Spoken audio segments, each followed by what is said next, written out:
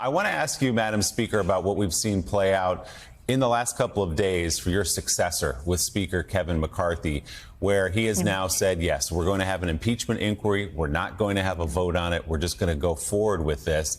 And to the extraordinary sight of backbenchers, members of the Freedom Caucus, scolding the Speaker of the House, saying, you are out of compliance, Speaker McCarthy. You will do as we say. We put you in this job on the 15th vote back in January, and here are our list of demands. Otherwise, we will vacate the chair.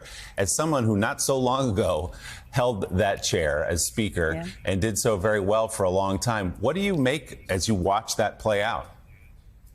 Well, I think it's a continuation of the night he was confirmed, he was voted as Speaker. He kept making concessions and concessions. I call it the incredibly shrinking speakership.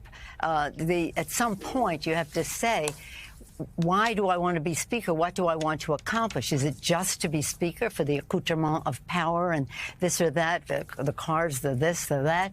Or is it about to get the job done for the American people? And if your members have the confidence that you are the person to do the job, then at some point, there's a decision that has to be made. The decision was made in favor of the fringe, and that's what we're living with now.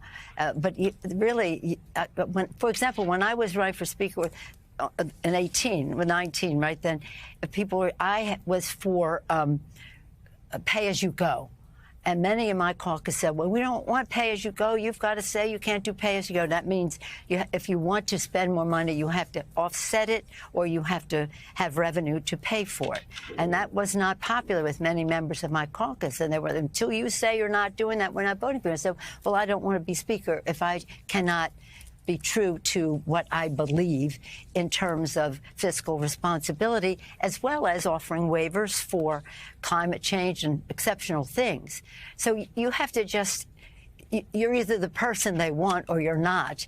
And clearly, he was desperate enough for this speakership to just grant them veto power over everything that he wants to do. But let's hope for the best. You know, let's hope for that both experience and moving forward and the rest, that the rest of the caucus, the Republican caucus, will say, no, we want to get a job done here, rather than just go as slow as the slowest ship in a convoy, rather than a bandwagon of a party to go forward with an agenda.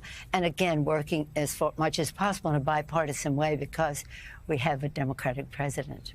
And Speaker Pelosi, Speaker McCarthy made the argument the other day that, well, Nancy Pelosi set this precedent. She waited a long time to have a vote on the first impeachment of Donald Trump. You did hold a vote, we should add, but he said you made the rules and he's just following them now by not holding this initial vote for an impeachment inquiry. What do you say to that? I say that that's hogwash. I mean, it's ridiculous. And I don't know why the press keeps repeating it. The fact is, we said we were going to, I assigned my committee chairs, 6 of them, to develop the facts, because you have to act upon the facts.